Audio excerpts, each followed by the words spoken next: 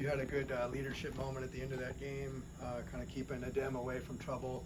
Can you just talk about that moment and what went into it? I just saw, we were up big. There was no point in really, talking to him. I don't allow the guys to talk to other players. That's not who we are. That's not what UCLA stands for. So I have to remind him that. I have no problem, explaining that to him. But in the heat of the moment, I went overboard. But we hashed it out in the huddle. It's all good. UCLA USC rivalry. Coach has kind of talked about how it's more of a basketball rivalry, right? Because you guys face off so many times in the course of the season. But for you, wearing these 4 letters, waking up on USC game day, what does it mean to you? It means everything to me. As an LA kid, everyone knows I'm from LA. I've always been a UCLA fan. So, this is part of the reason why I went to UCLA, to face off against USC. They're a great team, great coaches. So it's going to be a great game to play. And that's what we come here for, to play great games. Coach spoke about how you've really evolved into a leadership role on this team. Have you felt that? Did you sense a shift throughout this season that it was time for you to have your voice in leadership?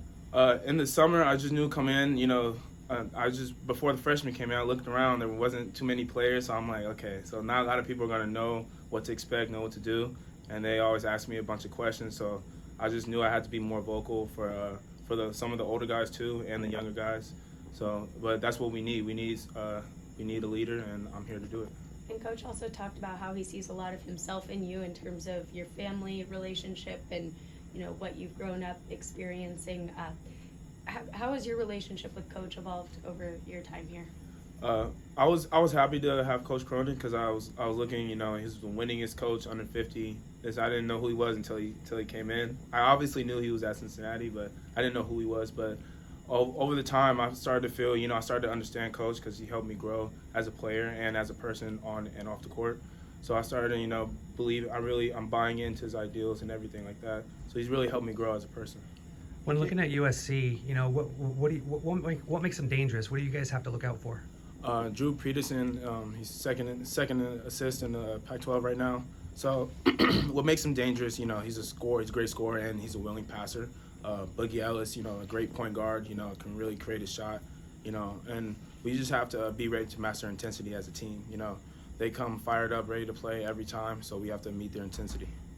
Coach, you've been here since day one with Coach, and he obviously came here with a defensive kind of reputation. Have you been surprised at how good you guys have been on offense? I mean, the efficiency numbers are off the chart right now. I'm not really surprised. I honestly feel like we can get better. Because I knew we have a lot of team chemistry. Willing passers on the team. Tiger and Hyman. Our main scorers are willing passers. That just opens the game up, allows everyone to grow and get better as through the season goes on, which was what we need for the freshmen as well. So I honestly feel like we're not even at our peak yet. I feel like I try to push these guys, try to push myself, to be like great every day. I want to have good practices. I want to have great practices every day. When you step on the floor and you see SC across the way, is it different? Is it different for the team? Is it different for you? It's not different. It's not really the word. It's obviously like a big game, rival game. We approach every game like with intensity. But it's just that feeling that you can't really put into words, that inside feeling like we have to beat them, like you have no choice to, like, we have to beat them, like all out effort, leave it all on the court.